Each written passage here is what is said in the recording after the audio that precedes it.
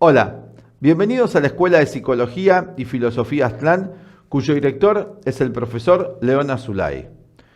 Esta vez nos encontramos para rendirle homenaje a Carl Gustav Jung, médico, psicólogo, psiquiatra, maestro de la humanidad. Una fecha como hoy, un 26 de julio, naciera en Suiza hace 147 años. Hicimos un compilado de materiales para homenajear al gran maestro, comenzando con un homenaje, valga la redundancia, que hiciera nuestro director a Carl Gustav Jung hace unos años, que consideramos que es muy completo en cuanto a aspectos de su biografía, pero fundamentalmente de sus enseñanzas, donde nuestro director, el filósofo León Azulay, experto y practicante de la psicología de Jung por más de 60 años, nos muestra la médula de sus enseñanzas.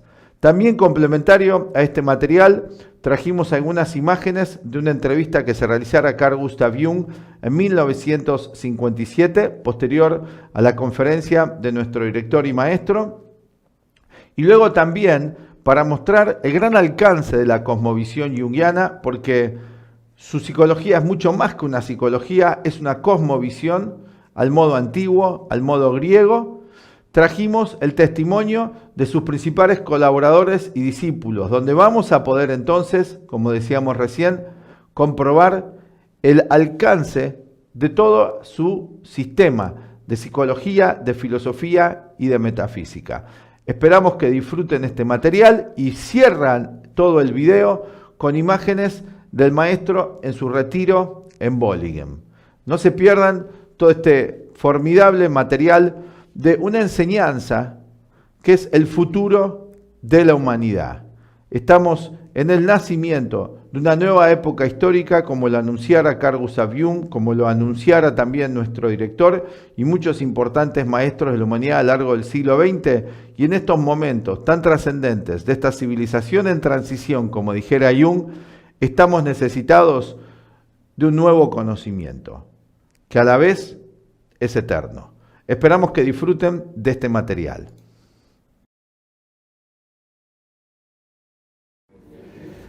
Bueno, quiero decirles que esta pequeña parte que hemos visto de este video es una entrevista que dio Jung al doctor Evans en 1957, unos 4 años antes de fallecer. Falleció en 1961.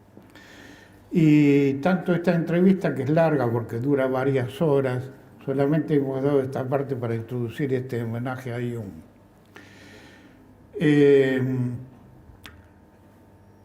Voy a aclarar muchas cosas sobre Jung porque resulta que Jung es muy poco conocido, especialmente en América Latina. Casi desconocido. Pero es muy conocido ya luego de 54 años de fallecimiento de él, pues falleció en 1961, y también le hemos hecho un homenaje en el 2011 cuando se cumplió los 50 años de su fallecimiento, aquí en la Argentina, que no hay grupos junguianos, ¿no? Solamente nosotros.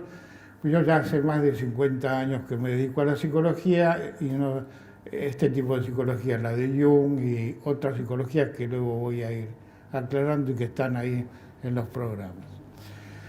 Y hay mucha fábula errónea en América Latina, en el periodismo, en la difusión de Jung, de quién era Jung, y etc. Por eso voy a ir aclarando muchas cosas sobre ese tema. Yo conozco muy bien la obra de Jung, puesto, ya les digo, hace más de 50 años que la estudio, y he trabajado en otros países enseñando, como en Estados Unidos, y estoy en contacto con el Instituto Jung de Zurich, así que sé muy bien. Pero el público argentino y latinoamericano no lo sabe porque también hay intereses creados que hoy no vamos a desarrollar para que no se conozca bien la obra de Jung. Primeramente vamos a ver quién era Jung realmente, cuál era su linaje, y ustedes se van a sorprender cuando yo les cuente todo esto. Jung era bisnieto de Wolfgang Goethe, el gran escritor alemán del siglo de 1700. Era bisnieto. Sintetizando, luego los descendientes de Goethe emigraron a Suiza y Jung nació en Suiza, en Kitzbühel, en 1875, justamente el 26 de julio.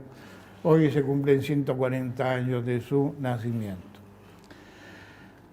Su padre era un pastor calvinista, luterano calvinista, también muy estudioso de la filosofía oriental. Toda su familia era una familia de gran cultura, así que venía también en forma filogenética y ontogenética heredando toda esa influencia.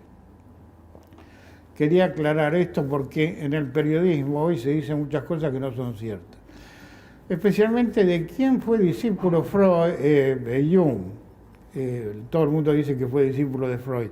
En realidad, lo que hizo Jung fue, cuando se recibió de médico en 1900, porque en realidad empezó estudiando filosofía Jung, en Suiza, en Basilea. Y luego ciencias naturales, que era medicina en aquella época, en el siglo XIX. Se recibió de médico en 1900 y trabajó en la clínica Burgosli de Suiza. En aquellos momentos, Freud había publicado su famoso libro de los sueños y lo que se llamó psicología, que había desaparecido de Occidente durante siglos, recién empezaba sus primeros pasos muy elementalmente con las enseñanzas de Freud. Cuando en Burgosli los maestros de Jung, voy a decir luego quiénes eran, le indicaron que podría ir a conocer a Freud y aconsejarle acerca de la verdadera psicología que ellos usaban en Suiza.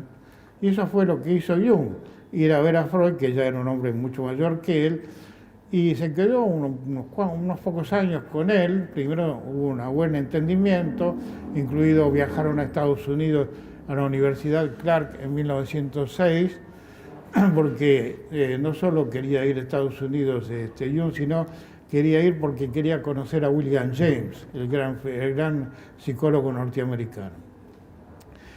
La psiquiatría recién era una parte nueva de la medicina en esa época, recién comenzaba. Uno de los grandes precursores de eso fue William James, que fue un gran psicólogo y filósofo norteamericano, y Jung lo conoció en esos años, ya era muy anciano y que lo orientó mucho más. Voy a dar quién fueron los maestros de él.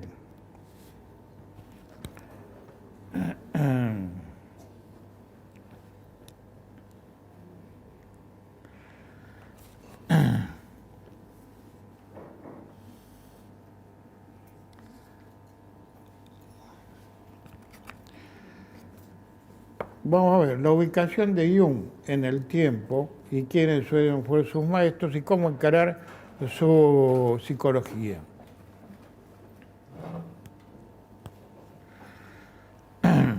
Bueno, como dije, Jung nació el 26 de julio de 1875 en Suiza y falleció el 6 de junio del 1961, hace ya 54 años.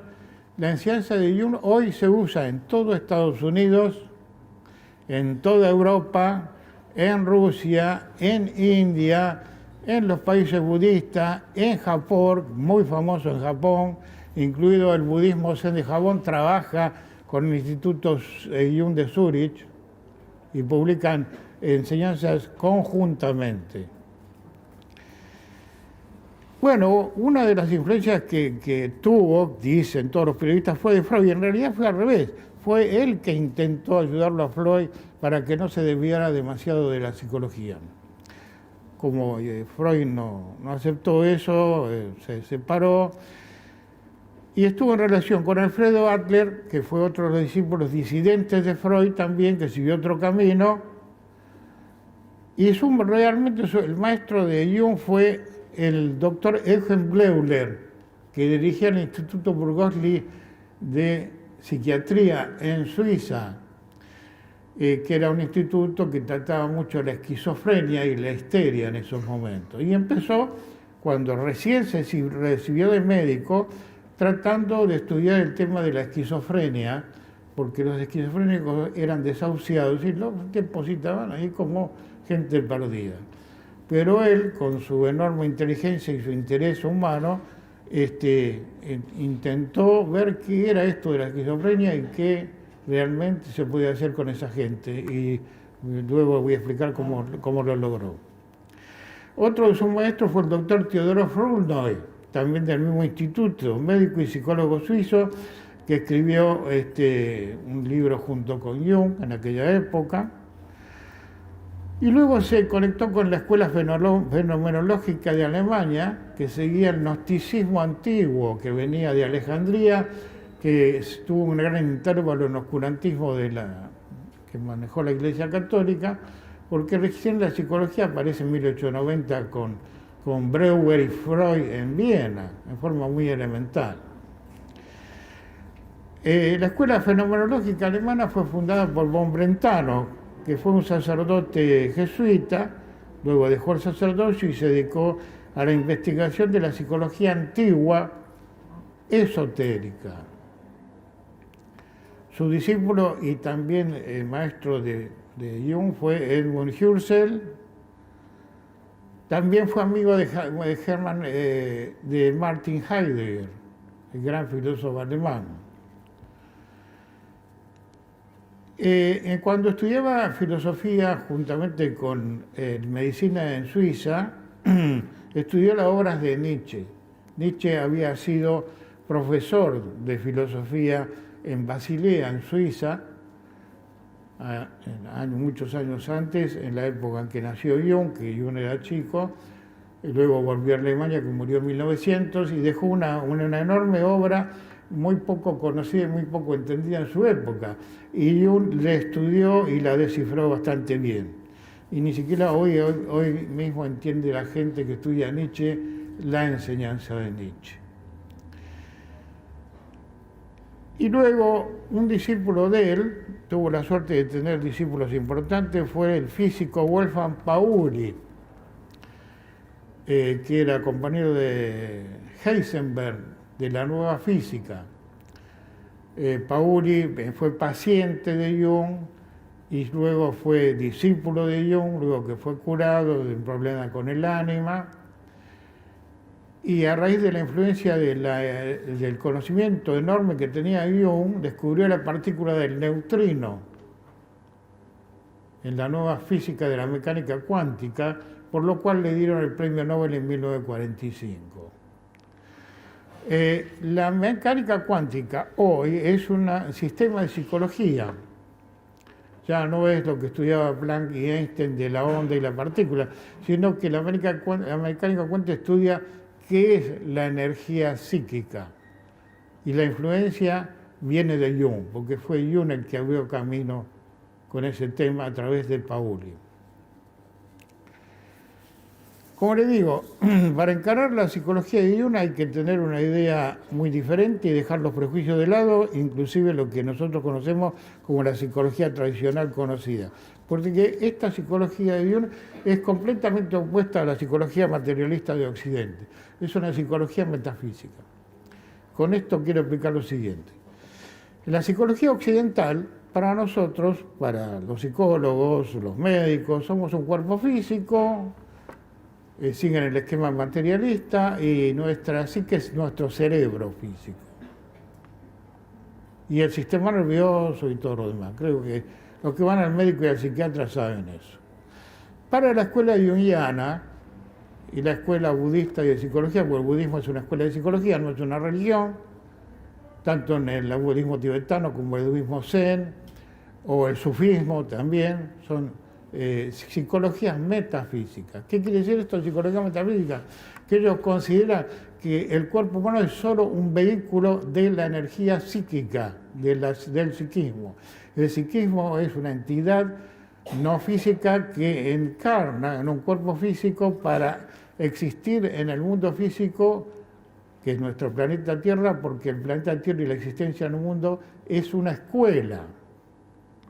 Y los eventos que vivimos en la escuela del mundo físico son los exámenes de esta escuela. Esto es un conocimiento muy antiguo, porque Jung no inventó nada. Jung investigó todos los conocimientos que se habían perdido durante 17 siglos en Occidente a raíz de la persecución de la Inquisición, del oscurantismo y todo lo demás, y luego del materialismo. Entonces, tanto Jung como otros hombres en Occidente, hablamos de Erasmo de Rotterdam, Francis Bacon, de John Dee, y Descartes y otros rescataron este conocimiento que se había perdido.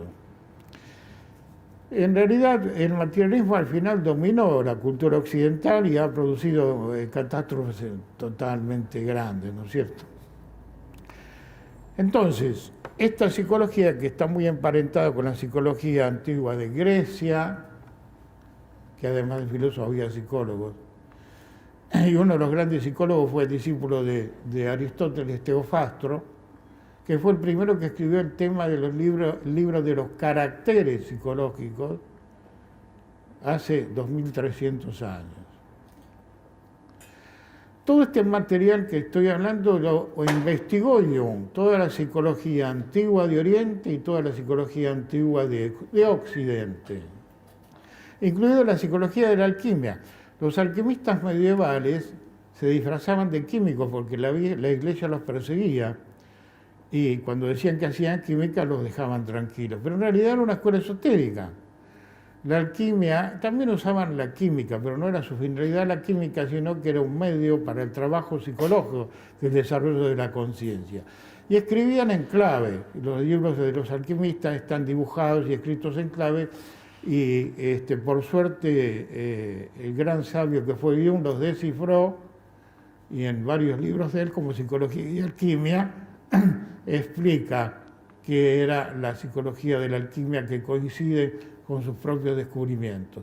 Además de eso, él, una vez que investigó todo esto a través de este trabajo, luego que dejó a Freud y volvió a Suiza y abrió su escuela, viajó a Estados Unidos, viajó a México a verificar el conocimiento precolombino de los indígenas que habían quedado, como los indios pueblos de México, viajó a África, a Kenia, a conocer la psicología de los pueblos africanos, que es de corte animista, muy importante, y él mismo hizo filmaciones de su viaje a África. Luego fue invitado a la India, era muy conocido en India, más que en Europa, fíjense. En 1938 fue invitado a India, a Calcuta, y le dieron el premio honoris causa por su psicología. Y luego a Japón, donde tomó contacto con el doctor Suzuki, que fue el que trajo el budismo zen a Occidente a raíz de la relación que tenía con Jung. Bueno, todos estos son los verdaderos antecedentes del doctor Jung, que no era simplemente un psiquiatra, fue psiquiatra al comenzar su trabajo, pero después fue un maestro, un gurú, o un gran maestro al modo occidental. Un gurú es al modo oriental, un maestro al modo occidental. Voy a explicar cómo se debe aceptar el conocimiento de Jung, desde un poquito. El aceptar el conocimiento de Jung implica interpretar como una disposición especial la vida, es decir, no desde el punto de vista materialista, sino desde el punto de vista de lo que yo estoy explicando, que es un lugar, que es una escuela para el alma del ser humano. Jung es una llave para la comprensión del hombre en su totalidad y la investigación de las características, y rescató aquellas condiciones especiales que se habían perdido. Por eso su psicología comprende al ser humano como equilibrio dinámico entre dos funciones importantes que son la razón y la intuición. Acá habla un poco de la intuición con Evans. Hablo de la razón, cuando uno habla de la razón, habla en el sentido kantiano, de la razón pura, no del racionalismo. El racionalismo lo dividimos así, un 30% de algún conocimiento, 30% de fantasía y 30% de supuestos. En cambio, la razón, como hablaban los griegos, era el conocimiento auténtico de la mente, después rescatado por Kant en la crítica de la razón pura. Entonces, Jung habla de la razón en ese sentido. y de la intuición. ¿Y qué es la intuición? Hoy los psicólogos occidentales no saben qué es la intuición. La intuición es la inteligencia del sí mismo. El sí mismo es el ser del hombre, que yo le llamaba self. Es la inteligencia del sí mismo. Como la inteligencia del ego es la que tenemos corrientemente, la común y corriente. En cambio, la intuición es una inteligencia rapidísima, instantánea, que es del inconsciente colectivo. Occidente, dice Jung, es el racionalismo y Oriente es la intuición. Pero el individuo, la persona, no puede ser el resultado de una parte ni la acción de la otra solo. Jung emprendió la difícil tarea en pleno siglo materialista, que es el siglo XX, de conseguir integrar este proceso que él llamó proceso de individuación. Le llamó el proceso de individuación lo que en la antigüedad se llamaba iniciación, obtener plena conciencia. Es lo que enseñó el budismo con Buda, lo que enseñó Sócrates, lo que enseñaron todos los grandes maestros, como el maestro Jesús también. Porque nosotros, los seres humanos, todavía estamos en la escuela de la vida, digamos, algunos en el jardín de infantes, otros en el colegio primario, algunos en el secundario, muy poco en la universidad y otros recibidos, como el caso de Gandhi, por ejemplo, ¿no? Almas viejas. Inspirado en los estudios que llevan a la obtención de la obra alquímica, como ya le dije, investigó la psicología de la alquimia y la descifró para nuestro conocimiento. Esto significaba dar la razón en el lugar que le corresponde, que no es la primacía, sino el elemento armonizante con la intuición. No son opuestos, sino la capacidad de razonar correctamente, que es la reflexión, nos va a permitir conectarnos con la intuición conscientemente. No que repentinamente la intuición aparezca sin saber cómo esa sincronicidad nos informa algo. Y por esto no solo entendemos aceptar al hombre con sus posibilidades de evolución, sino también atender a sus necesidades arracionales. Lo arracional, tenemos lo racional, que es lo que usamos en vigilia, lo irracional, que es la locura, y lo arracional, que es lo inconsciente colectivo. O sea, que usa otro modo de pensar el inconsciente colectivo, que no es la razón del ego, y lo voy a ir explicando. Esto trata de algo diferente y contrapuesto a la razón, no por ello menos necesario. Todos estos son fundamentos de la evolución del ser humano en la existencia. Jung comprendió rápidamente que en el devenir histórico, porque ¿quién hace la historia? ¿Quién es la historia? La historia somos nosotros, los seres humanos.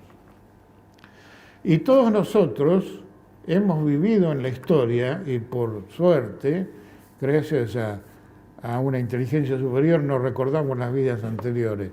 Pues ya con recordar esta vida tenemos problemas, imagínense si recordamos todas las anteriores, ¿no es cierto? Eso está en el inconsciente personal y se puede llegar a ello a través de un trabajo psicológico muy especial.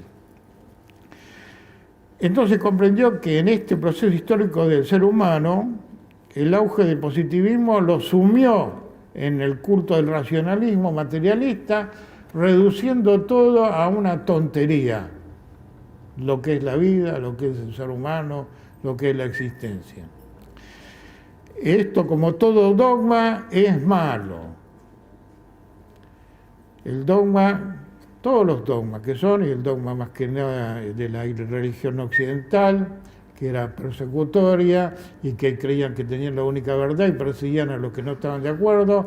El materialismo también es un dogma porque el que no está de acuerdo es sancionado de algún modo.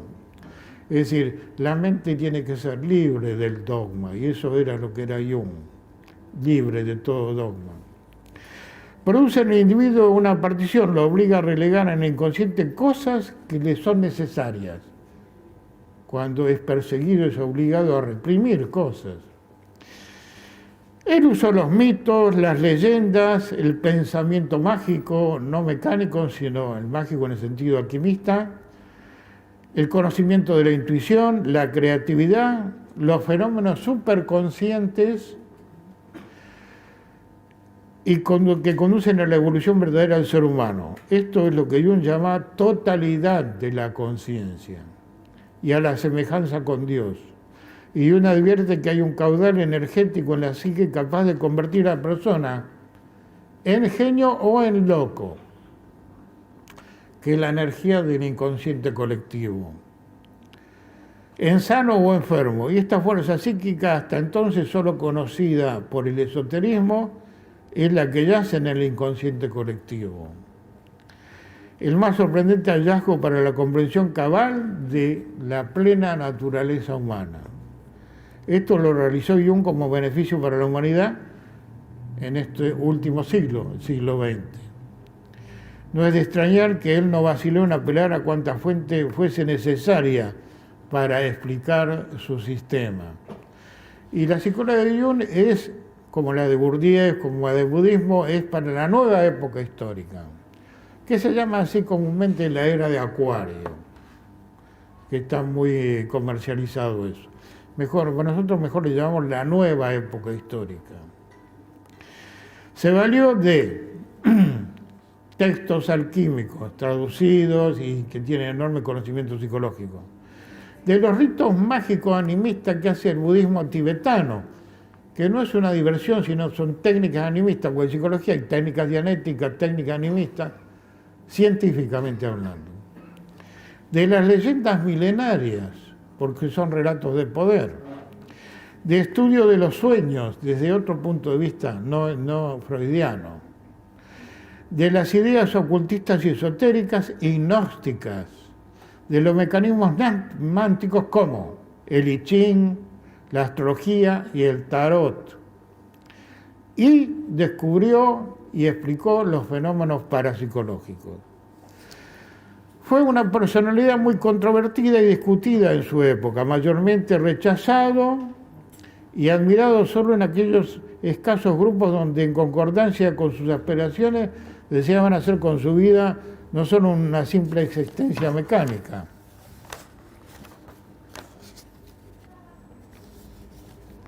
sino tener una vida más trascendente. Para lo cual es preciso hallar la armonía que únicamente se obtiene mediante la paz interior. Y bueno, realmente hoy ninguno de nosotros vivimos en paz porque el estrés, el ataque de pánico, la neurosis, todo el tipo de preocupaciones que tenemos no nos dejan en paz. Y para que uno adquiera mayor conciencia, tiene que tener tranquilidad psicológica. Y ese es uno de los métodos que usa Jung, que usa el budismo, que usan todos los sistemas que no son conocidos acá en Occidente. Se llega mediante un proceso, que es el proceso de individuación. O sea, la palabra individuo quiere decir no dividido. Por supuesto que físicamente somos individuos, cada uno tiene su cuerpo. Pero psicológicamente estamos divididos, fragmentados. Aquí algo dice él con Evan, que no tenemos un solo yo, sino que varios yoes. Un día somos una cosa, otro día somos otra. O sea, nuestra mentalidad vigílica, personalidad, está fragmentada. Y hay que unirla nuevamente a través de un proceso que antiguamente en Delfos y Eleusis en Grecia se llamaba iniciación de los misterios mayores. Hoy le llama individuación. Se trata de complementar los opuestos, porque en el mundo materialista los opuestos son enemigos, pero los opuestos son complementarios. Un ejemplo, cuando habla él de anima animus, que representa el hombre y la mujer, son complementarios, no son enemigos. Y otros opuestos más que hoy no vamos a explicar. Y uno actuó como debe hacerlo quien se considera un hombre íntegro, renunció al éxito fácil, aceptó el difícil sendero de las nuevas ideas que se le rechazaban, sin sujeción a modelo antiguo y negando actitudes paternalistas. Se limitó a decir que había gente que trabajaba con él, los llamó sus amigos y solo los obligó a ser rigurosos con su vida, sus estudios y sus prácticas, y a estudiar al hombre con todas sus posibilidades, para después dejarlo hacer con su propia individualidad para llegar a su iniciación. Ellos fueron los discípulos de Jung. voy a relatar algo, una descripción del trabajo de Jung de su autobiografía. Su último libro fue su autobiografía, que fue en la época que hizo el trabajo con Evans, para dejar algo de su trabajo. Jung en su autobiografía no cuenta su vida externa, o muy poco de ello. Cuenta su vida interior, cómo era su psicología, cómo avanzó con su conciencia, cómo llegó a ser un gran sabio. Eso es lo que cuenta en su autobiografía. Y dice, tan solo puedo permanecer en silencio con admiración y respeto profundo, sumido ante la contemplación de las alturas de la psique, cuyo mundo mental contiene enormes imágenes que se han ido acumulando a través de millones de años en el ser humano, en la evolución de la humanidad. Mi conciencia es como un ojo que capta los espacios físicos más lejanos, pero en sí mismo psíquico es aquello que, como la psique, con sus arquetipos, que no se trata de pálidas sombras sin sentido, sino de condiciones psíquicas de gran energía, los arquetipos, con potente efecto que quizás podremos entender torcidamente, si tenemos prejuicios, pero a las que jamás arrebataremos su poder negándolos. Tan solo considero paragonable esta impresión, dice Jung, con la visión del cielo nocturno estrellado de las galaxias, el mundo exterior, y al igual que alcanzo ese mundo físico, estelar, con mi ojo, alcanzo el mundo interior mediante mi alma.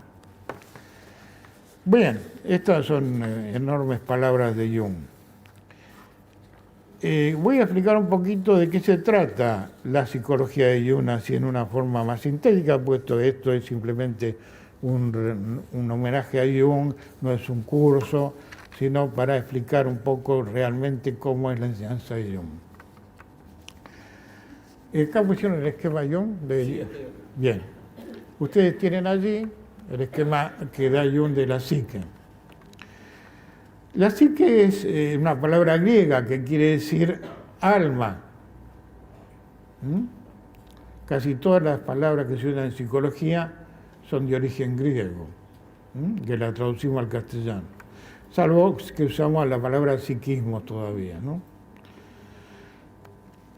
Que es el desarrollo del alma, es el trabajo de lo que quería hacer Jung. Y habla de 4 funciones del estado de vigilia: del pensamiento, que es la parte intelectual nuestra, del sentimiento, que es la vida emocional, de las sensaciones y de las intuiciones. O sea, centros, funciones diferentes que luego se reúnen en nuestra mentalidad para comprender el mundo de la existencia. El ego es la organización consciente, es este estado que tenemos ahora, que es una pequeña parte de toda la conciencia, de todo el psiquismo, que lo usamos solamente cuando estamos despiertos en la etapa consciente. La otra parte, cuando dormimos a la noche y soñamos, es el inconsciente que ocupa el lugar del ego. Bueno, ¿qué es el ego? Es el que mantiene la identidad y la continuidad de quienes somos y nuestros recuerdos y pensamientos y actitudes personales. El inconsciente personal son las experiencias anteriores a nosotros. El inconsciente personal es la herencia personal que tenemos cada uno de nosotros de las etapas anteriores, de vida. Y dentro del inconsciente personal están defectos y cualidades virtuosas o vocaciones. Porque vinimos existiendo en la escuela de la vida y no nos hemos recibido todavía. Por lo tanto, hemos cometido errores anteriormente que hoy se denominan complejos o conflictos. Eso está en lo inconsciente personal. Y también están las vocaciones, no es la vocación del test vocacional, sino lo que naturalmente cada uno es al nacer, que en la sociedad masificada del mundo moderno no podemos hacer nuestro destino. que es nuestra carta natal, astrología. Y que la astrología de que hablo no es la de Orangel, ni la del kiosco, es una ciencia auténtica. Y ese es nuestro destino. No podemos hacer nuestro destino porque hacemos el destino masificado. Por lo tanto, no podemos hacer... Nuestra función trascendente es lo que realmente somos cuando nacemos. Y uno dice ahí, uno nace y no es una tabla rasa, sino viene con otras condiciones, lo que los hindúes llaman su estado kármico, ¿no? Es su memoria personal anterior. Los complejos son esos conflictos que tenemos. Los errores anteriores que se convierten hoy en lo que llaman complejos en el mundo moderno, errores de conducta que por ignorancia hemos cometido y que hay que resolverlo a través de un proceso, que es el proceso de trabajo y práctica de esta psicología. Y el inconsciente colectivo, que es el gran descubrimiento de Jung, no lo inventó Jung, el inconsciente colectivo viene desde el budismo de Gautama, Siddhartha Gautama, que es el que dio a conocer el budismo hace 2500 años en la India, y su base son las 4 nobles verdades y el noble y triple sendero, y es pura psicología, y una psicología metafísica. También hay una religión budista hoy que es la para el pueblo, pero las escuelas, en el budismo las escuelas es una psicología, es la ciencia de la mente, le llama el Dalai Lama. Los arquetipos son los contenidos del inconsciente colectivo, son modelos primordiales. Y los ejemplos son, por ejemplo, arquetipos, son transitorios, que existen siempre. Son la biblioteca interior que tiene todo ser humano para el aprendizaje en la escuela de la vida, que aprendemos por el mundo externo y por nuestro mundo interior. Desde el mundo interior con los arquetipos, que son el nacimiento, la muerte, el poder, el santo, el genio y el héroe, Dios, el anciano sabio, la madre tierra y los objetos naturales del planeta, como los árboles, los bosques, el mar, los ríos, los animales y los elementos hechos por el hombre a través de la historia. Uno de los más antiguos elementos arquetipos de la historia del hombre son los anillos y las armas. El personaje era en Grecia la máscara, personaje quiere decir máscara, que usaban en Grecia. En Grecia, en el teatrón, que era la educación para el pueblo, se daban en las dos carátulas, las comedias y las tragedias, era la educación popular, que eran los misterios menores. Entonces, Sófocles y Homero, que escribían obras, en el teatrón la enseñaban al pueblo, a la polis, a la gente del pueblo de la polis, educación, psicología. Y se usaban máscaras, porque el actor usaba una máscara para representar tal personaje de la comedia o la tragedia, y el coro relataba la situación de la obra. Y ahí viene la idea de la persona, que quiere decir máscara, ¿no? El personaje son los roles que hacían los artistas y los roles que hace el ser humano en la vida. Todos hacemos todo tipo de roles comunes y corrientes y roles profesionales en toda la historia de la humanidad.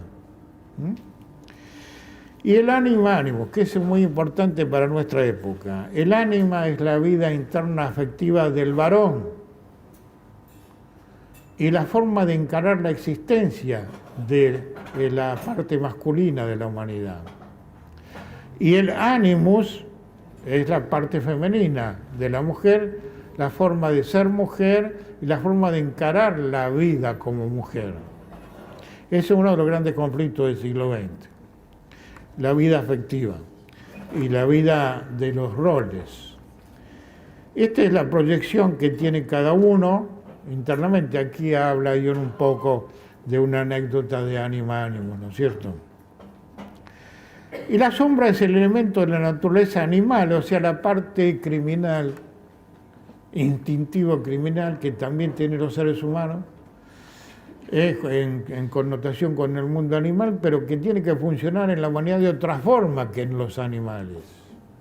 porque el ser humano, como no es un animal y tiene conciencia relativa de sí, usando la razón puede transformar la energía de la sombra en algo creativo, que hoy no se hace porque estamos en los últimos tiempos de esta época, de esta civilización. El sí mismo, o self, que es la conciencia del ser. Nosotros, para el que cree, porque quizás todavía no comprobado, hay una parte inmortal en el ser humano, que es la que encarna, y que temporariamente está en un cuerpo físico para aprender las lecciones de la vida. Ese es el sí mismo, el ser, lo que llama Heidegger el ser, el Dasein, y Jung le llama self, o sí mismo. Es el arquetipo central del inconsciente colectivo, que da orden y organización y unificación y armoniza todos los arquetipos, que une la personalidad y da sentido, fuerza interior, seguridad y voluntad, cuando está desarrollada la conciencia personal. La libido es la energía psíquica. Fíjense, acá da un ejemplo de esa paciente que era muy elemental, pobre, que no veía la realidad porque era media esquizofrenia, le llamaban que tenía una serpiente en la zona del chakra sexual, que es la energía kundalini, llaman los hindúes, la energía sexual, en el occidente llaman líbido. La libido, o la energía sexual, para Freud era solo la genitalidad, pero para esta escuela es toda la energía psíquica, que tiene que ir desarrollándose hasta el centro superior para crear la plena conciencia, que es la realización de toda la psique. Y después habla de los valores psíquicos, como la conciencia moral, que hay que desarrollar, porque no la tenemos. La intuición, que es la capacidad natural y espontánea de percibir instantáneamente la realidad. El principio de equivalencia, que es el movimiento de la conciencia, que trabaja con el mundo externo proyectando, adquiriendo impresiones, llevándolas al mundo interior y tratando de comprender qué son las impresiones. La progresión y regresión, el proceso de individuación y sobre todo la sincronicidad. La función trascendente, ya dije cuál es la vocación natural que tenemos cada uno de nosotros que no la conocemos. Que esta función es que la función trascendente es la capacidad de unir todas las tendencias contrapuestas que tenemos en el mundo de la personalidad cotidiana.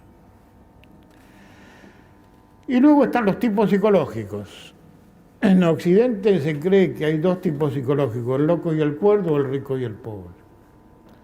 En realidad hay 7 grandes tipos psicológicos redescubiertos por Jung y por Gurdjieff, y 49 subtipos. Esa es la diferencia de los seres humanos.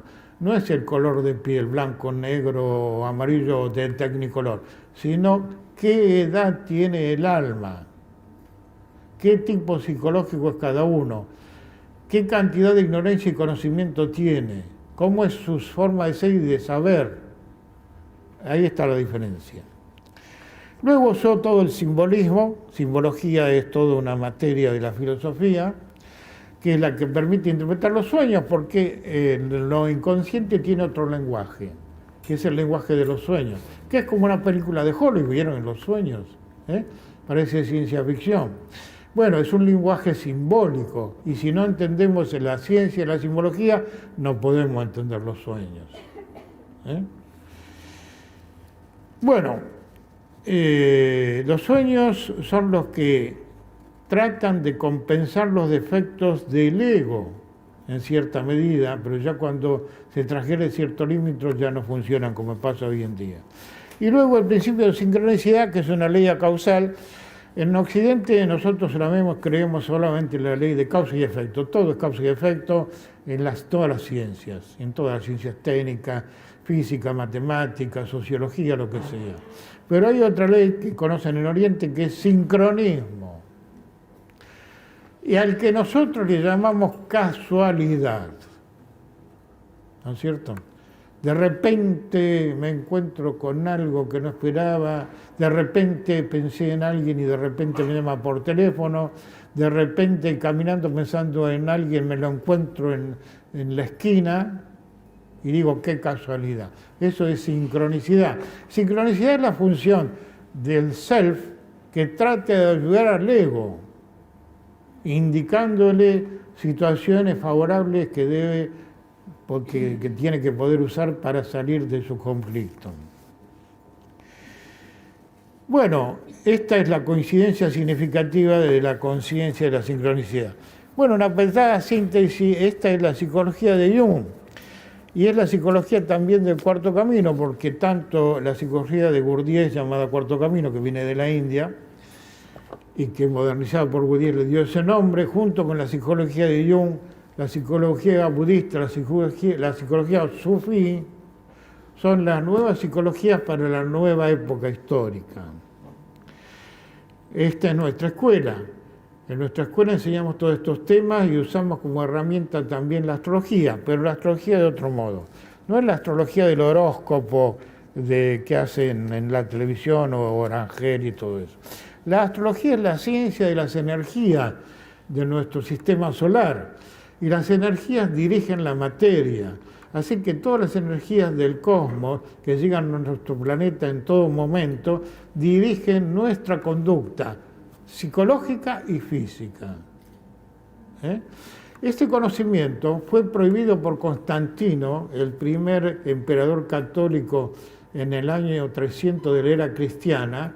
La astrología, la idea de reencarnación, la idea de karma, toda la filosofía griega fue prohibida durante 17 siglos por el oscurantismo de la Iglesia, y recién reaparece cuando en el Renacimiento Lutero se opone a la tiranía de la Iglesia y hace la reforma, y aparece Descartes y los grandes filósofos luchando contra la Iglesia y la Inquisición y la Cruzada para liberarse de esa elemental tiranía y de esa ignorancia.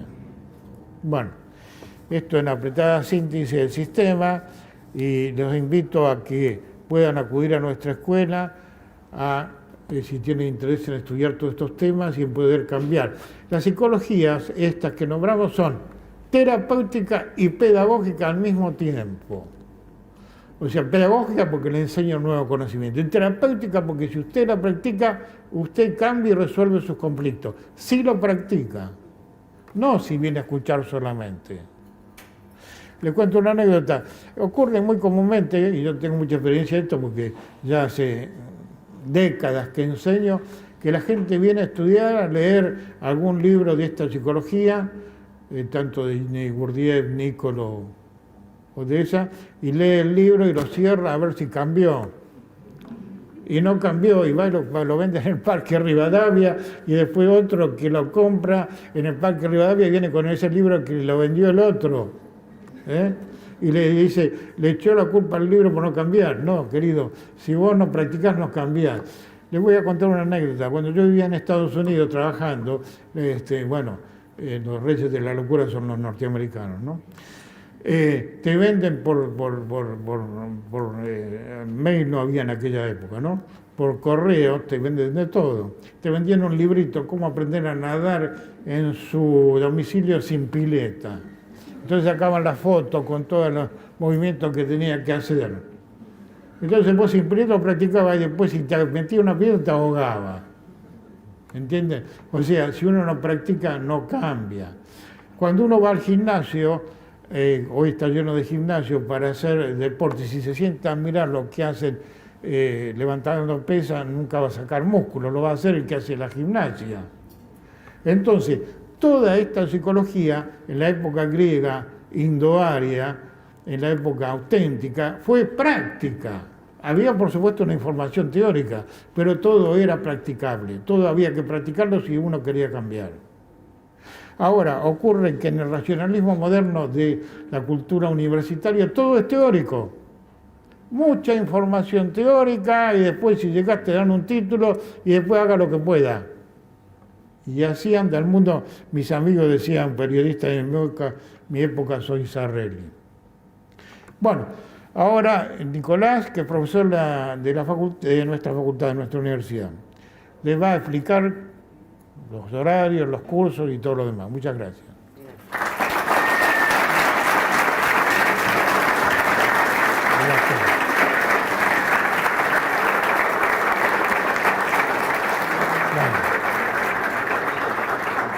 wonder if you would mind telling us a little bit about how you construe this term, persona.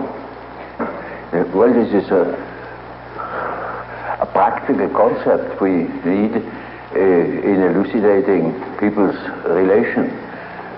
I noticed with my patients, particularly with people that are in public life, that they have a certain way of presenting themselves. For instance, take the doctor. He has a certain way. For instance, he has good bedside manners, and he behaves as one expects a doctor behaves. He may even identify himself with it and believe that he is what he appears to be. Yeah. He must appear in a certain form unless people don't believe that he is a doctor. And so when he's a professor, he's also supposed to behave in a certain way so that it is plausible that he is a professor, you know. So the persona is partially the result of the demands society has. And on the other side, it is a compromise with what one likes to be, or with what, or as one likes to appear. Say. Yeah. Take, for instance, a parson. He also has his particular manner, and as corresponding to the general expectation, and he behaves also in another way, combined with his persona that is forced upon him by society in such a way that also his fiction of himself, his idea about himself, is more or less portrayed or represented. So the persona is a certain complicated system of behavior which is partially dictated by society and partially dictated by the expectations or the wishes one nurses oneself. Yes. The anima is an archetypal form expressing the fact that a man has a minority of feminine or female genes. Yeah. And that is something that doesn't disappear in him, that is constantly present. And it works as a female in a man. Therefore, already in the 16th century, the humanists have discovered that man has an anima. I see. And that each man carries his female with himself, they say it. Yeah. And so you that can't... is not a modern invention. Yeah. So now you see, the same is the case with the animus. That is a masculine image in a woman's mind,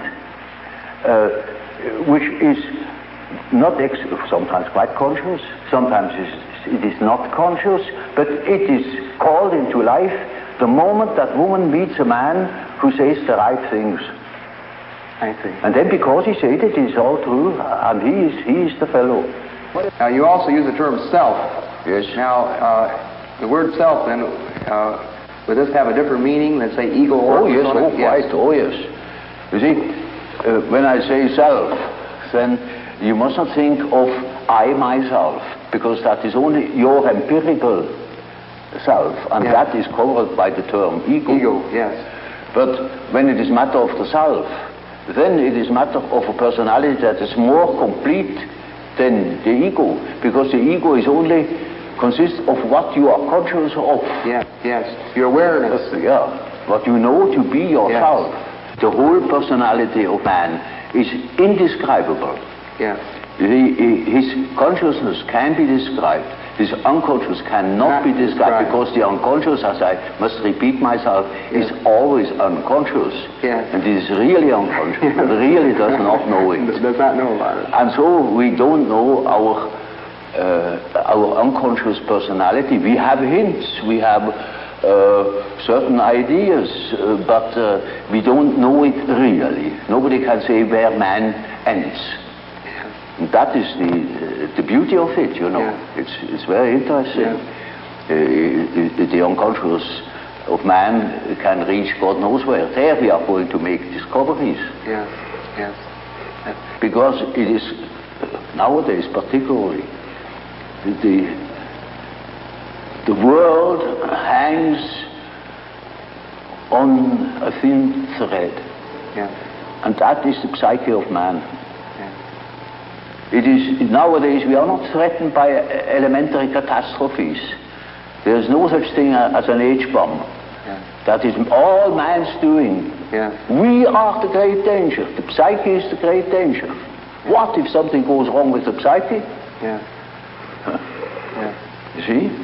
That's right. And so you see, it is demonstrated to us in our days what the power of the psyche is of man, how important it is to know something about it, but we know nothing about it.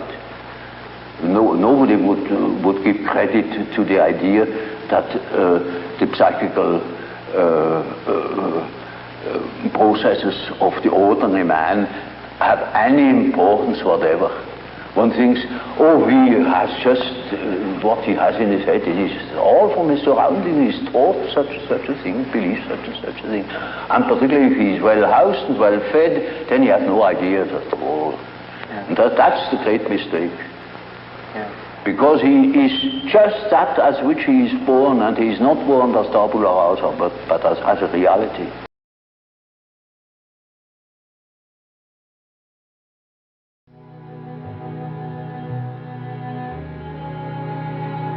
This is Suzanne Wagner of the C.G. Jung Institute of Los Angeles. In the next hour, you will view part 1 of a conversation I held with Dr. Marie-Louise von Franz in 1977 at her Tower Retreat in Bollingen, Switzerland. To analysts and serious students of Jung, Dr. von Franz needs no introduction. Since Jung's death in 1961, she has published a great many books and has lectured throughout the world. She has become the leading analyst in interpreting Jung's work to a wider body of people. Von Franz was born in Munich in 1915 to Austrian parents who moved the family to Switzerland when she was 3 years old. She has lived in Switzerland ever since, and it has become her home country. When she was 18 and a student at the University of Zurich, she first met Jung with a group of her friends. This was a fateful meeting. Within a year, she had begun analysis with Jung and became his main research assistant in his extensive studies of alchemical texts. Jung recognized her skills and natural talent for this work and encouraged her to complete her studies. She obtained a PhD in classical languages from the University of Zurich and later became a Jungian analyst. Dr. von Franz comments in this interview on the meaning of Jung's concentration on alchemy. We also hear briefly about her interest in the themes which are treated in depth in her recent books, Projection and Recollection in Psychology, Reflections of the Soul, and Dreams and Death. To celebrate the centenary of Jung's birth, von Franz published a biography of Jung, C.G. Jung, His Myth in Our Time. This is an in-depth treatment of the way Jung's discoveries emerged from his own individuation process and is one of the best summaries of his work that is available. On a more personal note, von Franz tells the story of how she came to build her Tower Retreat, the setting for this film, and the meaning of this place for her creative life and for her ongoing work with the psyche. Von Franz shared this tower for many years with her close friend and colleague, Barbara Hanna.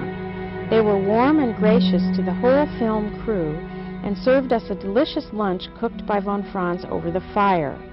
This gave us a genuine flavor of the Swiss country life they enjoyed and the atmosphere of simple solitude that is the hallmark of this tower.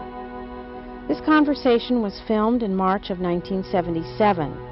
Since that time, Dr. von Franz has retired from practice and from teaching. Dr. von Franz, I wanted to ask you about your early life before you met Jung. Did you have any experiences of the psyche yourself that interested you or made you curious? Dreams or Not that I remember, except that I have remembered two very impressive childhood dreams. But I think what led me later to Jung was that when I was about 10 years ago, I read in some youth paper that you can make amber out of resin. Or rather, that amber comes from resin being rolled about in the sea for a long time. So I got the idea I would make that artificially. And I arranged myself an alchemical laboratory and worked with artificial seawater and resin for over a year and developed wild fantasies about making a yellow pearl, which even talked to the resin like the old alchemists did and said, you have to suffer now and go through the fire and be unhappy, but you will become a beautiful yellow pearl. And I think that fantasy with which I lived for a long time was some kind of preparation to meet you. Uh-huh. That was when you were 10 years Yes. old. And then when did you meet him? I met him when I was 18. I went to school with a nephew of Miss Toni Wolff, and he knew Jung, and one day Jung said to him, you can invite a few boys of your class up to Bollingen, and he asked if he could also bring a girl, and Jung laughed and said, naturally.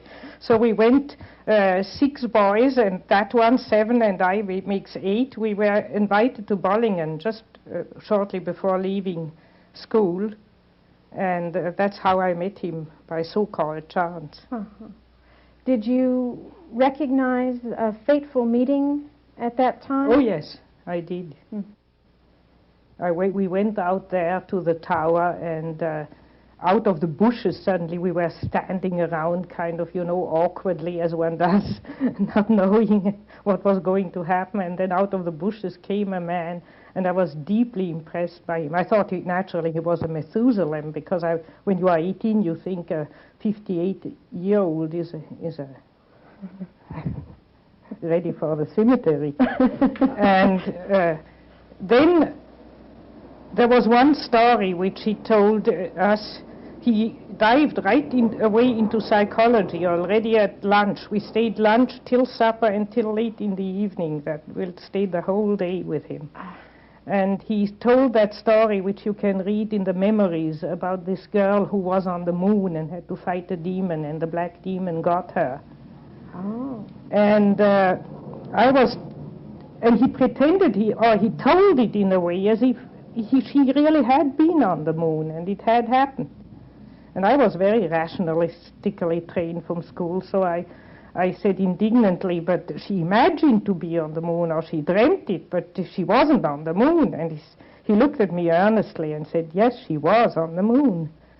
And I thought for a long time. I still remember looking over the lake there and thinking, and either this man is crazy or I am too stupid to understand what he means.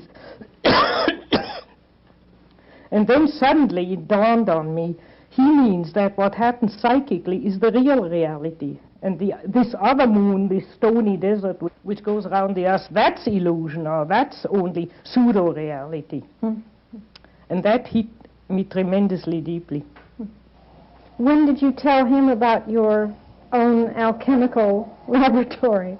Did you tell him? That I told him only later, but it went on like that I didn't dare. I wanted to get in contact with him, but I didn't dare. I was too shy, and he was obviously a great man, and I was nobody. So I began to read his books, and I tried to analyze myself on account of his books. And that got me into deep waters, and I had a tremendous dream with a vision in it. And that absolutely knocked me over, and I didn't know how to go on. So then I wrote to him. And this big dream I had was all, at least the solution of it was all alchemy. So then I wrote to him if I could have an interview, and when I had an interview, I told him that big dream.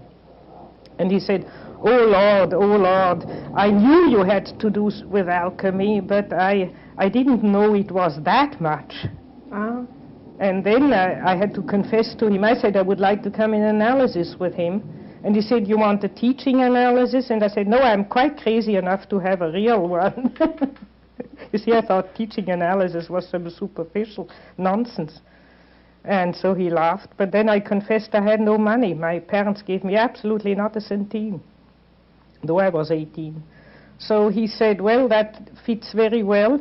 You can help me to translate the Latin and the Greek text, because I want now to really dive into alchemy. He was there thinking of it all the time, but hadn't begun yet, really.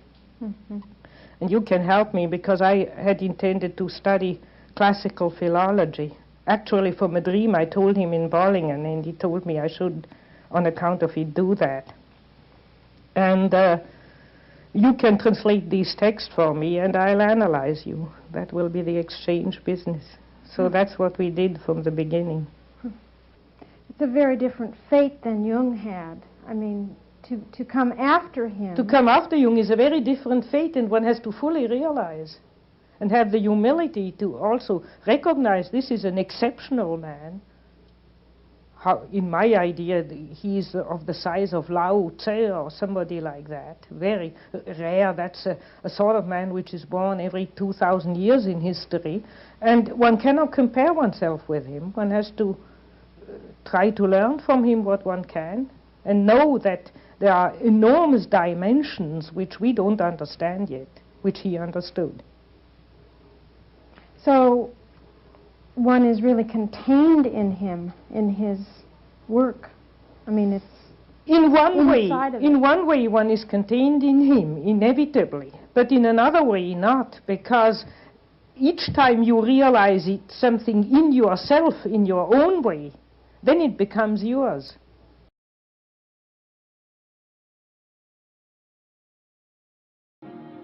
I have known Dr. Henderson first as an analyst, then teacher, colleague, and now as friend. Dr. Henderson first met Jung in 1929 when he went to Zurich for a year of analysis. He decided to become an analyst, studied medicine in London, and got his degree in 1938. He returned to the United States, eventually ending up in San Francisco, where he was a co-founder of the San Francisco Institute. His first publication was as a co-author with Jung in Man and His Symbols. He was the only non-Swiss author and wrote a chapter, Ancient Myths and Modern Man. That was followed shortly thereafter by his first book on initiation, The Wisdom of the Serpent, with Maud Oakes. Following that, in 1967, he completed 30 years of research on the subject of initiation and published Thresholds of Initiation. One of his other major interests has been the archetype of culture, and this eventuated in his book Cultural Attitudes in Perspective, published in 1983. It accounts for a certain difference in the American psyche from that of the European psyche.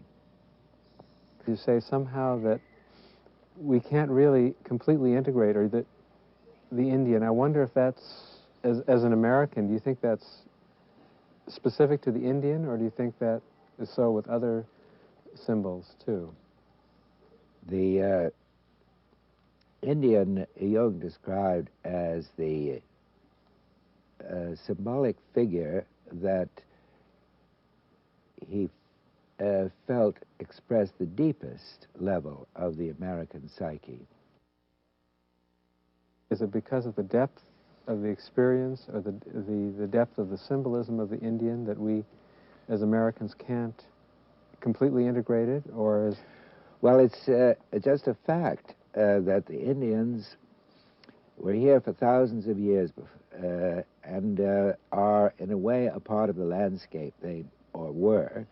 They really lived solely and entirely on the, in relation to this country, lived in certain places and made their cultures there. This is not true of us. We brought our culture with us largely from Europe or from other parts of the world. And therefore, there's a certain cultural split between our European culture pattern and the fact that we live in the same country as the Indians. Therefore, the Indian carries the meaning of that longing for union with the landscape. That's one way of putting it. Can we ever be as close to the American landscape as the Indian? The answer is no, because he was here first. I was wondering too if there's some connection between our Indian heritage, so to speak, and our fascination maybe for some of the Eastern people, since the Indians originally came from across the Bering Straits. Yes, I think that we must feel that below the surface of the American Indian culture, there are strong ties with Siberia, with China, with possibly the whole of the Far East. That's not racial, that's cultural. The term racial, incidentally, is a very bad word in Jungian circles because it implies that there might be a difference in the unconscious between the black and the yellow and the white and the red peoples. There is no difference in the unconscious. The collective unconscious is the same for everyone. There are only differences of culture pattern that certain groups brought with them from where they originally came. And it does appear as if the so-called Red Indian brought with him certain patterns from Asia that have become acclimatized in this country.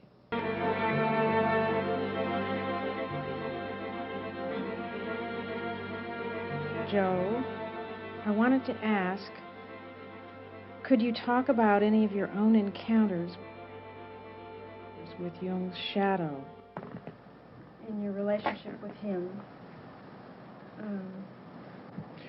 Well, the word Jung's shadow always strikes me as rather the wrong way to approach what I think is meant by that question. Nobody was more conscious of his shadow than Jung, or of the people around him, that he had faults, some of which people minded and others liked. Such as came out in one of the interviews that he was a backseat driver. Well, he would be, because he is a Leo type, and they're all, that is, his sun sign is Leo, and he was a very marked example of somebody who has to lead, who tends to lead. And they tend to be at a disadvantage when they're in the back seat, when they can't lead. I don't call that shadow. I just think it's a kind of personality thing. The loss of temper also is often associated with people of that type, and the thing they say about it is that it doesn't do them any good to lose their temper. They just lose it again the same way as they did before. It isn't something that they necessarily can correct, although they work at it. Jung has said himself that he worked at trying to be more, wait longer before reacting to some things that disturbed him, because he did have a tendency to fly off the handle. He had done, I think, quite a lot in the direction of correcting that. His shadow was, I'm sure, terrifically strong in those years when he was working through his unconscious material, and I think it shows in some of his relations to Freud that there was a power that he didn't know he had, and it must have registered itself with Freud and with other people in the Psychoanalytic Institute as a power drive. But I never saw any of that in Jung himself. He was the most reasonable man I've ever known. And whatever he did that was out of line, he was always willing to reconsider what he had said that disturbed anyone, and it did it with great interest.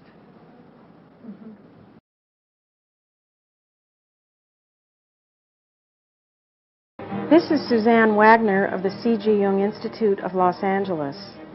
In the next hour, you will be viewing a conversation filmed in London of Sir Lawrence Vanderpost speaking to me of his close friendship with C.G. Jung. Lawrence Vanderpost is a man of many accomplishments. He's recognized throughout the Western world as a distinguished author and statesman. Perhaps he is most well known for his successful efforts to preserve the life and the culture of the Bushmen of the Kalahari. Vanderpost was born in 1906 in South Africa to a large and distinguished family. At the age of 20, he left South Africa to pursue a career as a journalist in London. During World War II and in the years after, Vanderpost served as a special envoy for Britain in the Far East and in Africa. In 1981, he was knighted for his many years of public services to the Queen. In this conversation, we hear how Vanderpost came to know C.G. Jung of Switzerland. He speaks of the value of Jung's discoveries for the evolution of the modern world. Before this, Vanderpost had expressed his appreciation for Jung and his psychology in two very extensive works. One, a feature-length film on Jung's life, which Vanderpost wrote and produced for the BBC, and the other, a poetic and candid biography of Jung published in 1975. This conversation took place in the winter of 1978 in the living room of Sir Lawrence's home in Chelsea, where he lives with his wife, Ingeret Giffard, a noted Jungian analyst of London. In the pictures that I've seen of him in his later years, there is a quality of earth and spirit that is uncanny. But he was such an earthy man. I mean, a scholar, yes, but there was this earth always. And it came through more and more for me the older he grew. I think that's Did you feel that? Oh, I think that's tremendously true, because in a way, nobody has ever quite transcended the human paradox as Jung has done. And it's particularly remarkable for a man, because we men tend to fly off, you know, to leave the earth, to go off and follow an idea about. I mean, look at the history of Europe. It's a civilization which takes ideas so seriously that they will kill somebody else because they haven't got the same idea. We usually need the woman to bring us back to this great Mother Earth of ours. But Jung, in a sense, he did a sort of Dante-esque thing. He went into the earth, like a tree putting down his roots before he went up. I mean, that's what the confrontation with the collective unconscious meant. That very famous day when he sat at his desk and he said, well, Jung, there's nothing for it, here we go. And he let himself drop with his whole spirit. He went down into the earth. And I think this is frightfully important because just as Dante found that the way to heaven was by going down to hell first, Jung also found that the height to which the human spirit can aspire depends, in a sense, to the depth to which he can go, to which his roots can go down into the earth. So I think you're on to something tremendously important. And he was like an artist. He had a very strong feeling of the artist about him. Whereas, you know, a painter, well, for a painter, there's nothing that's unpaintable. There's a mystery in everything.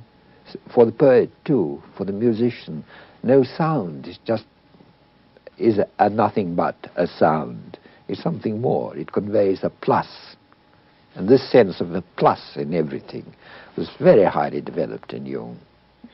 And this is very, very dynamic in Jung's whole thinking, and which is very important to our time, particularly to religion.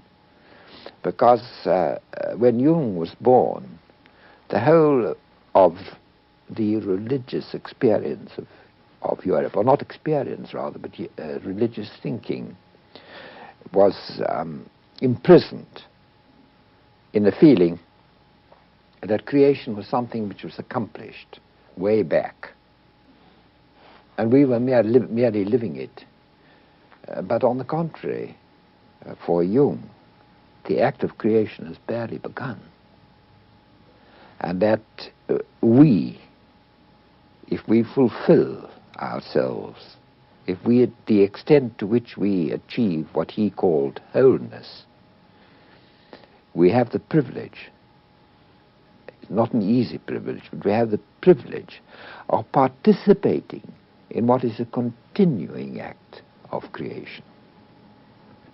And this feeling that he had, that if man lived his life religiously, if he lived his life symbolically, then it was almost as if what the theologians called God, and my Zulus called Nkulunkulu, the first spirit, where the first spirit had passed over some of his power and some of his responsibilities to the human being, and that the human being had a God-like task to perform in creation, and the extent to which he performed it, he derived his meaning.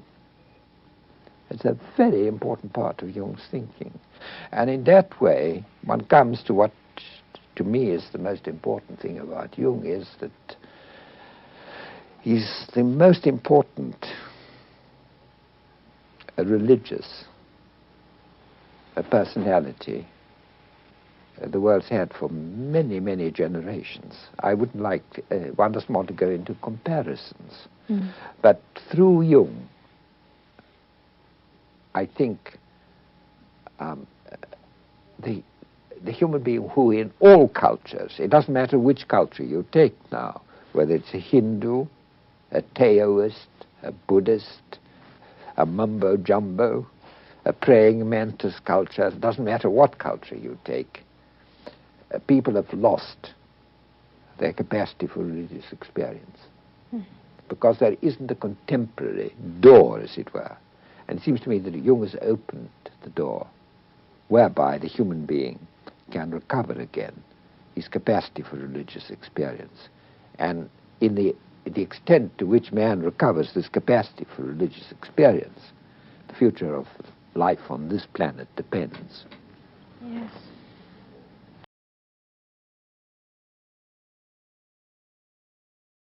Professor Giles Quispel is a highly regarded scholar of early Christian history who taught at the University of Utrecht for many years. He is the author of several significant books in English, Dutch, French, and German. Among them are Jung, A Man of Our Time, The Gospel of Thomas, and The Secret Book of Revelation. Professor Quispel has lectured all over the United States and was a visiting professor at Harvard University. In the 70s, he had a television program in Europe in which he presented commentary on the Gnostics, which gave a rich historical background to the books of the New Testament. The man in the story, he tells, is Quispel himself. This is the Gospel of Truth. Evangelion and me utelelpe en nei en tarchi pigmat. That is Coptic. The Gospel of Truth is one of the 5 writings of the Jung Codex.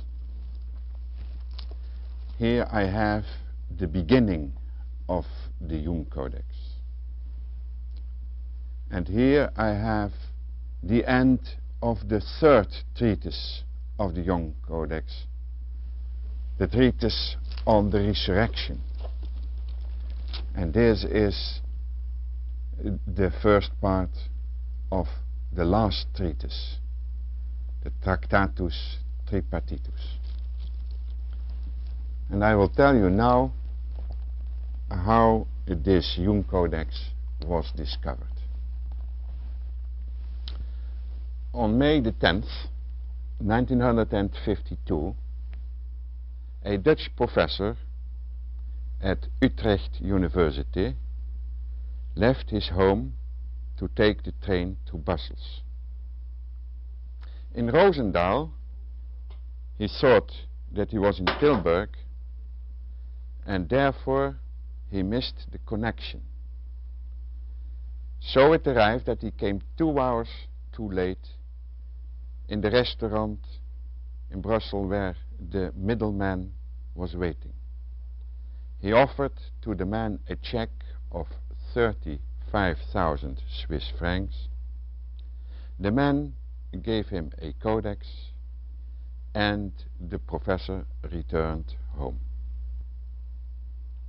This was the end of a story that began in 1945 or 1946. Then farmers were digging and looking for some fertile earth in the neighborhood of the Egyptian town of Nag Hammadi. They found a jar which they opened, and the manuscripts poured out of the jar. Some people say that the farmers used some of these priceless manuscripts to prepare their tea, but I don't know whether that is correct. In any case, most of these 13 or 12 and a half codices, about 50 writings, were brought to Cairo. All the codices finally ended in the Coptic Museum there, with the exception of one which was brought out of the country. It was brought to New York and then to Michigan, but it found no buyer there. And then the owner returned to Belgium, put his manuscripts in a safe there, returned to Egypt and died. In these circumstances, the Utrecht professor wrote to Dr. Jung. He had heard that this codex contained Gnostic manuscripts. Gnostic comes from gnosis, which means knowledge in Greek. And gnosis is a current in the first centuries of our era, which stresses the knowledge, not intellectual knowledge, but the knowledge of the heart. And this professor had been working during the whole war on a certain Gnostic called Valentinus, who lived about 150 AD. And now he had heard that this codex contained a gospel of truth, of which it was known that it was used by the Valentinians in the 2nd century. Thereupon he wrote to Dr. Jung, because he knew that Jung was interested in Gnostic lore. And Jung immediately answered him. I have here his letter of December the 12th, 1950, and promised to help him. You can imagine that after the codex had been acquired on May the 10th, 1952, a provisional translation was sent immediately to Dr. Jung in his tower in Bollingen. And Jung read it with the greatest interest and immediately answered with the letter, a handwritten letter. He said that he was most interested in the gospel of truth, and remarked that this writing was so important because it showed how important the becoming conscious of the self was for this writing. For that is the interesting thing, you know, that the Jung Codex contains a writing which describes us how man becomes aware and conscious of his deepest and innermost self.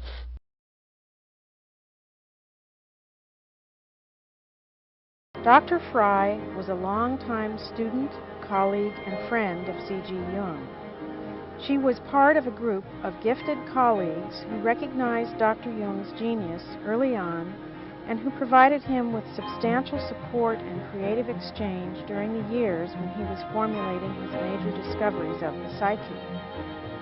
Dr. Fry studied philosophy and psychology at the University of Zurich, where she received her doctorate. Shortly after this, in 1933, she began an analysis with Jung, which continued on a regular basis over many years. In time, she became a Jungian analyst herself. She was an original member of the C.G. Jung Institute in Zurich and served on the curatorium from its inception. In her teaching, writing, and analytic work, she has been a major influence on many individuals in the new field of analytical psychology. Dr. Fry published 2 major books on themes basic to an understanding of the new discoveries of Jung. The first, From Freud to Jung, was published in 1974. The second, Friedrich Nietzsche, A Psychological Approach to His Life and Work, was published in 1984. This conversation was filmed in Dr. Fry's office in Zurich. I got very interested in the scriptures of Jung, and I didn't know how one could meet him, this great man in Küsnacht. How old were you then? I have been 33 when I had just terminated my doctorate, and as one does after a doctorate, one feels very empty. Yes. One is so much in the intellect, involved in papers and so on. And so I had the feeling now, out of this emptiness, I need really the help of Jung to give me a new adaptation to life. So it really wasn't just an idea because you liked him, it was a need. You see, you had a need. Naturally one has always a need. Yes. But I wouldn't have asked him if this wouldn't have happened. Yes. And so then you knew him since that time for? Since that time I was in a continuous relationship with Jung. I mean, seeing him as a patient every Monday at 4 o'clock. And when he went to Bollingen, then actually we had a bigger vacation. And when I knew him better after a few years, and he invited me also to Bollingen, I have been twice there for a few days and have slept there in the house, and that was marvelous. Yes, so you really became a close friend. Yeah, you see, I can't use this pretentious word of friend. But we were cooperating, and I had often to go to the library for Jung and to look for ancient texts and so on. And then I was very much interested at that time in astrology, and Jung too.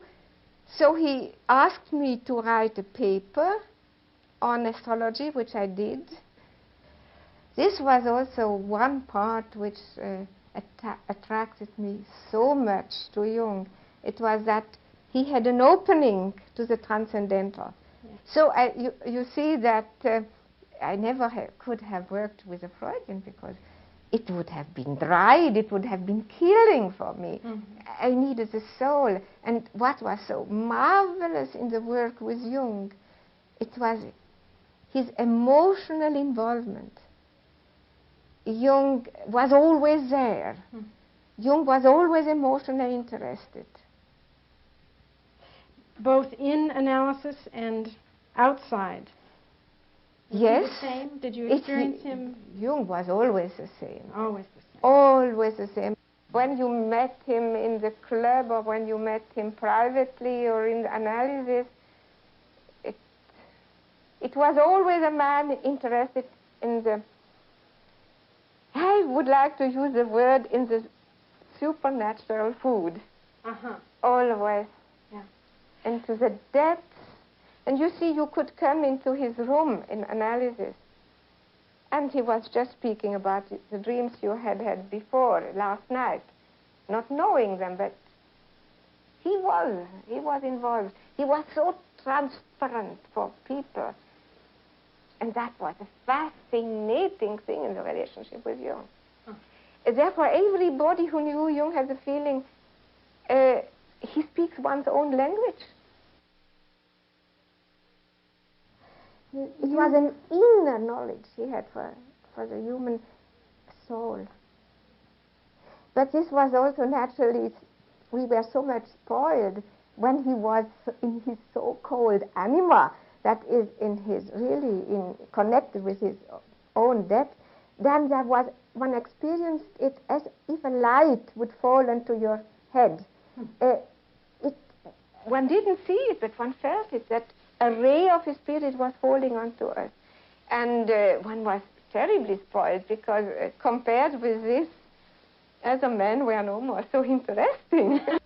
Generally, one only was seeing him in analysis, and in vacation he was always inviting us separately to bowling, and especially when I was writing this paper, or helping him when he was writing about synchronicity, and I had to do and to prepare all these horoscopes for these marriages. Oh, yes. Then I had the opportunity to go very often to bowling, and we discussed many days about the project, and later on about the results and so on.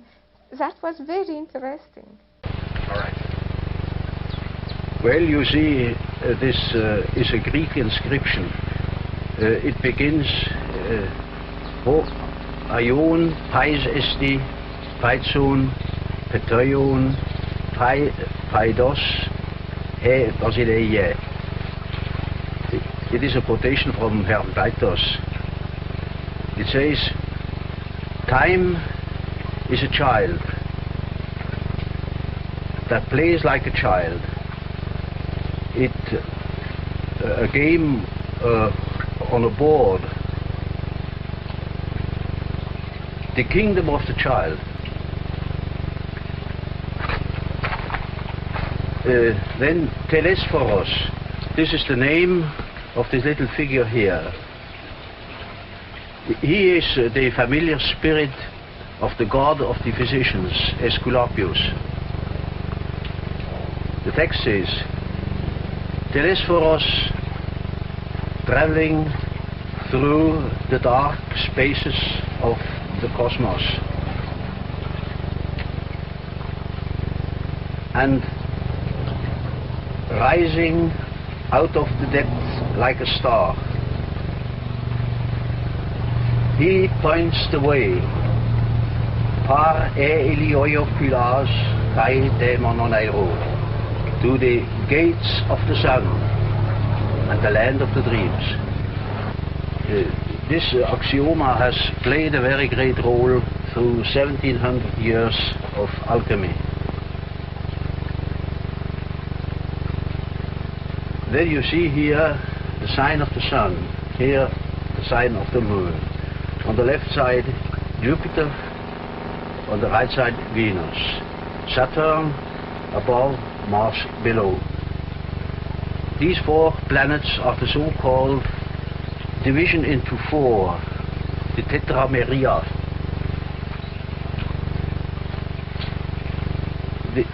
Here on the body of the child is a sign of Mercury, and he is supposed to be Mercury, or Hermes, the messenger of the gods. The text refers to him as the one that points to the region of the Westland that is supposed to be the land of the dead.